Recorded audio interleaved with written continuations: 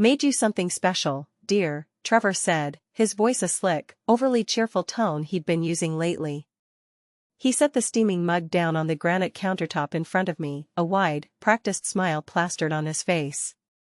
It was the kind of smile that didn't reach his eyes, a mask he'd been wearing for months, and it sent a familiar shiver down my spine. The smell hit me immediately, acrid and unwelcome. It was bitter, almost metallic, a sharp, chemical tang that curled my nose. It was nothing like the fragrant, earthy herbal teas I drank every morning. This was an intruder in my kitchen, an olfactory alarm bell screaming that something was deeply wrong. "You're so kind," I replied, forcing a smile of my own, a fragile thing that felt like it might shatter. My stomach churned with a nauseating cocktail of fear and adrenaline. I kept my expression placid, a skill I had perfected over the last few months. Inside, my mind was racing, connecting dots I had desperately tried to ignore. My name is Dana Wilkes. I'm 43 years old, and until recently, I thought I had a good life. For 8 years, I'd been married to Trevor. We lived in a modest but comfortable 2-story house in a quiet suburb of Charlotte, North Carolina. My life was ordered, predictable, and I liked it that way. As a quality control manager for Sundale Financial, my entire career was built on meticulous attention to detail, on identifying discrepancies and ensuring everything was exactly as it should be. It was a job that suited my personality perfectly. I found comfort in logic, in facts, in evidence. For the past 3 months, however, my well-ordered life had been turned upside down. The chaos had a name, Kenny. He was Trevor's younger brother, a 35-year-old man-child who drifted through life on a cloud of irresponsibility and entitlement. He'd moved into our spare room after his latest girlfriend, tired of his freeloading ways, had finally kicked him out. Trevor, ever the loyal older brother, had welcomed him with open arms, conveniently ignoring my deep misgivings. From the moment he arrived, Kenny had been a disruptive force. He slouched around the house in nothing but basketball shorts, leaving a trail of dirty dishes, empty beer cans, and a faint, sour smell in his wake. His usual smirk was a permanent fixture, a silent mockery of the quiet, clean home I had worked so hard to maintain. At 35, he acted like he was still in college, treating our house like a frat house and me like the uptight den mother. He never missed an opportunity to make a snide comment about my boring job or my uptight personality, his words always laced with a condescending amusement that made my skin crawl. As I stared at the suspicious tea, my mind a whirlwind of unease, Kenny slouched into the kitchen, his bare feet slapping against the tiles. "Morning, Dana," he drawled, grabbing a mug from the cabinet with a proprietary air. He glanced at my cup, his lip curling into that familiar smirk. "Still drinking that fancy health crap, I see." I ignored him, my focus entirely on Trevor, who was moving with a strange, hurried energy. Trevor quickly poured Kenny a cup of coffee from the pot on the counter, the regular, unadulterated coffee he drank every morning. But then, in a move that felt both rehearsed and panicked, he turned back to the teapot he'd used for my special brew. "Actually, I made this blend special for Dana," Trevor said, his voice tight. He pointedly avoided my gaze, his eyes darting around the kitchen as if looking for an escape. "It's, supposed to help with stress." The way he emphasized the word stress made my skin crawl. It was true, I'd been dealing with increasing anxiety lately, a constant, low-grade panic that had settled in my chest. But the source of my stress was standing right here in my kitchen, Kenny's constant, invasive presence and Trevor's growing, inexplicable distance from me. This tea, with its harsh, chemical odor, smelled nothing like any stress relief remedy I'd ever encountered. It smelled like danger. Kenny plopped down at the kitchen island next to me, his usual spot for holding court and making commentary about everything I did. He took a loud slurp of his coffee, watching me. "Stress, huh," he said, his voice dripping with mock sympathy. "Maybe if you loosened up a little, you wouldn't need magic potions." I bit my tongue, a habit I'd been forced to learn. Fighting with Kenny was pointless. It only made Trevor defensive of his layabout brother, and I was tired of being painted as the villain in my own home. As Trevor turned to put the teapot back on the stove, his back to us, I made a split-second decision. It was a choice born of weeks of suspicion and a primal instinct for survival. With practiced stealth, my movements fluid and quiet from years of handling delicate financial documents, I acted. My hand shot out, sliding my mug closer to Kenny's spot while simultaneously pulling his coffee cup toward mine. The switch was seamless, a sleight of hand executed in the barest fraction of a second. "Oops, mixed them up," I said sweetly, my voice a stark contrast to the frantic pounding of my heart. I pushed the suspicious, steaming mug, the one intended for me, directly in front of Kenny. He shrugged, oblivious. Whatever. He picked up the mug and took a long, noisy gulp, treating the hot liquid as if it were a can of soda.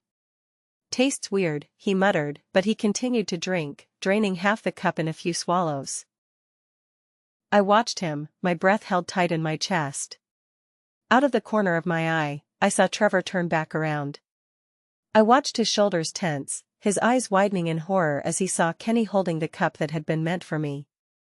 The tension in the kitchen became a palpable, living thing, thick and suffocating. I raised Kenny's original cup to my lips, the one containing plain black coffee, and took a slow, deliberate sip. It tasted normal, safe. I kept my eyes locked on Trevor, who was now glancing frantically between Kenny and me, his jaw clenched in a way I recognized as barely controlled panic. Our marriage hadn't always been this strained. When we first met at a company mixer over 8 years ago, Trevor was charming, ambitious, and full of life. He worked as an accountant at a rival firm, Driftline Construction, and he seemed genuinely fascinated by my career and my ambitions. He'd listened intently to my stories about catching financial discrepancies at work, praising my attention to detail and my analytical mind. Back then, he called those qualities amazing rather than obsessive. He had made me feel seen, appreciated, and loved. Things began changing about a year ago, when Trevor lost his job due to company downsizing. The blow to his ego was immense. His confidence crumbled, and he started drinking more, spending his days on the couch wallowing in self-pity while I worked extra hours to cover our mortgage and mounting bills. The charming, ambitious man I had married was replaced by a sullen, resentful stranger. Then, 3 months ago, Kenny showed up, claiming he needed just a few weeks to get back on his feet. Despite my protests, Trevor had welcomed him. Kenny had always resented me, probably because I refused to tolerate his juvenile behavior the way everyone else in Trevor's family did. At family gatherings, he'd make crude jokes about me having a stick up my ass and accuse me of changing his brother for the worse. Trevor would just laugh along, a hollow, unsettling sound that left me feeling humiliated and utterly alone. Lately, Kenny's comments had taken on a darker edge. He'd started making references to how much better off Trevor would be without me, how I was holding him back from his true potential. My blood ran cold, but I tried to dismiss it as the bitter rambling of a jealous loser. The real turning point came last week. I'd been working from my home office when I overheard Trevor on the phone in the hallway. He was speaking in a low, conspiratorial whisper, but I have excellent hearing. I heard him talking about my life insurance policy, about how a decent payout would solve all his problems, about how he deserved to start fresh. A chill so profound it felt like ice water in my veins washed over me. That conversation had prompted me to start being more careful. I bought a small, discreet digital recorder and began leaving it on in my purse whenever I was home. I installed a baby monitor app on an old phone, placing it in the living room so I could listen in on their late-night talks, the ones they thought I couldn't hear from upstairs. What I heard terrified me. It started with the discovery that Trevor had, without my knowledge, significantly increased my life insurance policy. Then came the recorded conversations. I listened, my heart a block of ice, as they discussed how my death would free Trevor from our miserable marriage and his financial woes. The most damning recording was from just 3 days ago. I heard Kenny joke about how accidents happen all the time, and Trevor responded that he just needed the right opportunity. They had laughed about it, as if planning my murder was some kind of twisted bonding activity. that was when I knew I couldn't just leave. They wouldn't let me. I had to protect myself. I had to fight back. My mind, the analytical, detail-oriented mind that Trevor once admired and now scorned, went into overdrive. I consulted my old friend Jessica, who worked as a paralegal. Without revealing the full extent of the horror, I asked hypothetical questions about suspicious behavior, evidence collection, and the legal ramifications of domestic abuse. I started documenting everything, printing emails, photographing strange substances I found in the trash, and meticulously cataloging the audio recordings. I was building a case, piece by painstaking piece. Now, watching Kenny finish the poison tea, I knew my chance had come, albeit in a way I could never have predicted. "You know," Kenny said, setting down his mug with a grimace and wiping his mouth. "This stuff really does taste awful. You sure you know what you're doing with these tea experiments, Trevor?" Trevor's face had gone pale, a sickly, clammy white. It's an acquired taste," he stammered, unable to look at either of us. "Maybe you should drink some water." "I'm fine," Kenny waved him off, though a sheen of sweat was already beading on his forehead. "Takes more than some bitter tea to knock me down." 20 minutes passed in agonizing silence. 20 minutes since Kenny had finished the suspicious tea. Suddenly, he doubled over with a pained grunt. "Oh, God," Kenny gasped, clutching his stomach as his face contorted in agony. "Something's really wrong." He stumbled away from the kitchen island, lurching toward the living room couch, his face turning an alarming shade of green. Trevor rushed after him, his panic no longer concealed. It was raw, naked terror. "What's happening to him?" I asked, my voice carefully modulated to sound innocent and concerned, though I suspected I already knew. I pulled out my phone, my fingers steady. I pretended to consider calling for help, my thumb hovering over the 911 icon, while I actually started the voice recording app I'd kept on my home screen.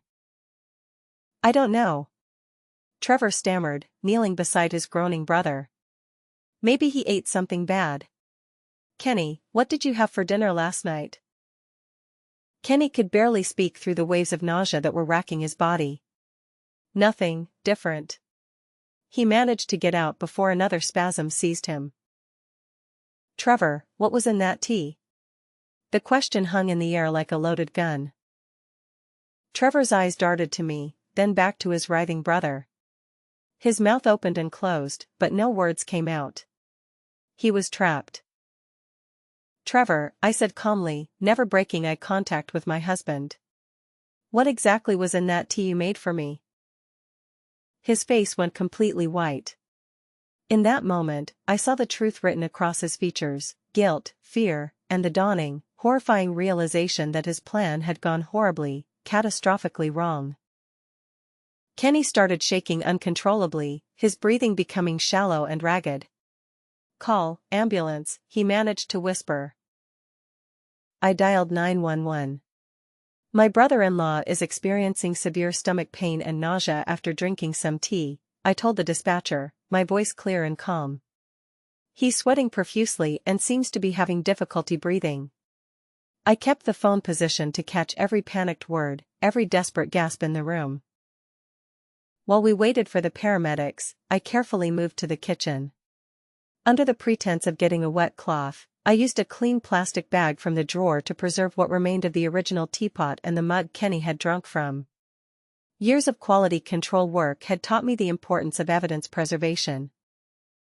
"Dana, what are you doing?" Trevor asked, his voice cracking. "Making sure the doctors have everything they need to help Kenny," I replied evenly. "They'll want to know exactly what he consumed."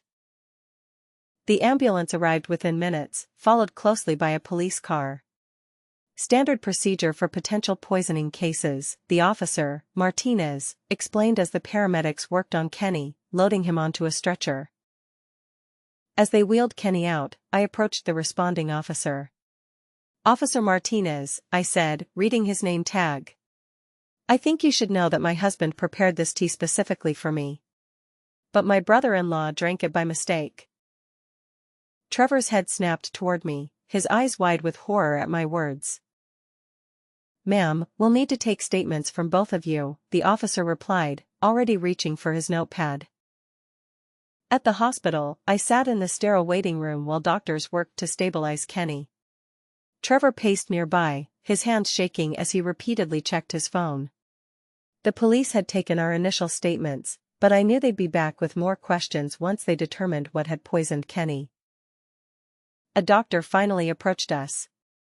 "Mrs. Wilkes? I'm Dr. Henderson. Your brother-in-law is stable for now, but we found concerning levels of antifreeze compounds in his blood." Trevor dropped into a chair as if his legs had given out. "Antifreeze?" I repeated, feigning shock. "How could that be possible?" Dr. Henderson's expression was serious. "This appears to be intentional poisoning. The police will need to investigate your home and any beverages consumed this morning." Trevor remained silent, staring at the floor, his face a sickly gray color. I reached over and squeezed his hand, playing the concerned wife perfectly. "Honey, you look terrible. This must be such a shock." What Trevor didn't know was that I'd been documenting his and Kenny's suspicious behavior for weeks. Hidden in my home office was a small safe containing printed emails, photographs, and the damning recorded conversations that painted a very different picture of my loving husband. It had started a month ago when I'd accidentally opened a piece of mail addressed to Trevor, a confirmation for a life insurance policy increase on me. When I asked him about it, he claimed it was just being responsible and planning for the future. But the timing, combined with Kenny's increasingly hostile comments about my holding Trevor back, had made me suspicious. I'd begun paying closer attention to their conversations, especially the late-night talks they thought I couldn't hear from upstairs. Using a baby monitor app on my phone, I'd recorded several disturbing exchanges where they discussed how my death would solve Trevor's financial problems and free him from our miserable marriage. They'd laughed about it, planning my murder as if it were a game. At the police station, I sat across from Detective Cross in a small, bare interview room, my hands folded calmly in my lap. "I need to be completely honest with you," I began, my voice trembling just enough to suggest emotional distress. "I've been worried about my safety for weeks now." Detective Cross leaned forward, her attention fully focused. "My husband has been acting strangely since he lost his job, and his brother, Kenny, has been living with us, making these awful comments about how I'm ruining Trevor's life. Last week, I overheard them talking about my life insurance policy." I paused, letting the information sink in before continuing. I was scared, so I started recording some of their conversations. I know it sounds paranoid, but after this morning, I think my instincts were right. I pulled out my phone and played the recording from 3 days ago. Kenny's voice filled the room. "Accidents happen all the time, you know. People drink the wrong things, slip and fall, all kinds of unfortunate events." Trevor's response was even more damning. "I just need the right opportunity. Something that looks natural." Detective Cross's expression grew increasingly serious. "There's more," I said quietly, producing a key from my purse. "I've been keeping copies of emails and documents in a safe at home. I was planning to talk to a lawyer next week, but after what happened to Kenny."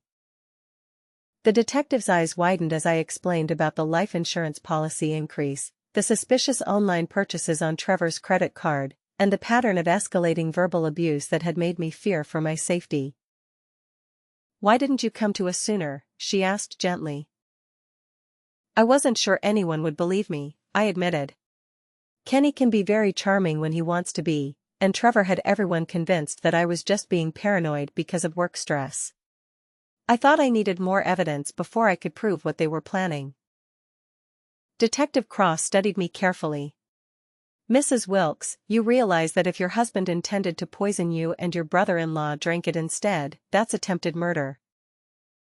"I understand," I said, my voice barely above a whisper. "I just can't believe the man I married could actually try to kill me. But the evidence speaks for itself." What the detective didn't need to know was how carefully I'd orchestrated this entire scenario. How I deliberately mentioned Trevor's special tea routine to Kenny the night before, knowing his competitive nature would make him want to try whatever was too good for him. How I'd practiced switching the cups until I could do it seamlessly. Sometimes, the best revenge was simply letting someone's own evil plans destroy them. The trial was a media sensation. The prosecution presented my evidence methodically, the recordings that proved premeditation, the digital trail showing Trevor's research into poisons, and the documentation of his previous attempts to slowly poison me with sleep medication. His defense attorney tried to paint me as a manipulative, controlling wife who had driven him to desperation, but the evidence spoke louder than any character assassination. What truly devastated Trevor, though, was learning how long I'd been aware of his plans. During my testimony, I calmly explained how I'd suspected something was wrong weeks before the antifreeze incident. I described installing the baby monitor app, setting up the hidden recorder, and carefully documenting his every move. "You see, Your Honor," I'd said, looking directly at Trevor across the courtroom, his face a mask of disbelief. "My husband always underestimated my intelligence. He thought I was just an uptight, controlling wife who paid too much attention to details. But those details are what saved my life." The look of absolute defeat in Trevor's eyes when he realized I'd been 3 steps ahead of him the entire time was worth every sleepless night I'd spent gathering evidence.